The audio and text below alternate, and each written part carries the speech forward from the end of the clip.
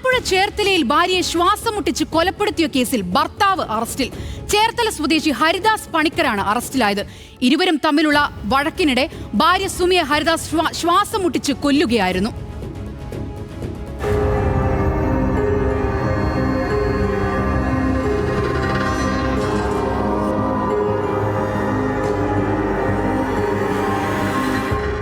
ഇന്നലെ പുലർച്ചെയാണ് സുമിയെ വീട്ടിൽ മരിച്ച നിലയിൽ കണ്ടെത്തിയത്. ബോധരഹിതയായി സോഫയിൽ കിടക്കുന്നുവെന്നാണ് ഹരിദാസ് അയൽവാസിയെ അറിയിച്ചത്. ഉടൻ ആശുപത്രിയിൽ എത്തിച്ചെങ്കിലും മരണം സ്ഥിരീകരിച്ചു. എന്നാൽ സുമിയുടെ ബന്ധുവിന്റെ പരാതിയിൽ മൃതദേഹം ആലപ്പുഴ മെഡിക്കൽ കോളേജിലെത്തിച്ച് പോസ്റ്റ്മോർട്ടം നടത്തി. പോസ്റ്റ്മോർട്ടത്തിലാണ് ശ്വാസം മുട്ടിയുള്ള മരണമാണെന്ന് കണ്ടെത്തിയത്.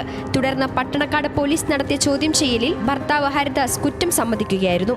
ദീർഘനാളായി മാനസിക പ്രശ്നങ്ങളെ തുടർന്ന് ചികിത്സയിലായിരുന്നു സുമി. ഭാര്യയുമായുള്ള തർക്കം പതിവായിരുന്നുവെന്നും സഹിക്കാതെ വന്നപ്പോൾ കൊലപ്പെടുത്തിയതാണെന്നും ഹരിദാസ് മൊഴി നൽകിയിട്ടുണ്ട്. ചേർത്തല കൊട്ടാരം ശ്രീ ധർമ്മശാസ്ത്ര ക്ഷേത്രത്തിലെ കണക്കെഴുത്തുകാരനാണ് ഹരിദാസ്. ഇരുവരുടെയും രണ്ടാം വിവാഹമാണിത്. മജിസ്ട്രേറ്റ് കോടതിയിൽ ഹാജരാക്കിയ പ്രതിയെ റിമാൻഡ് ചെയ്തു.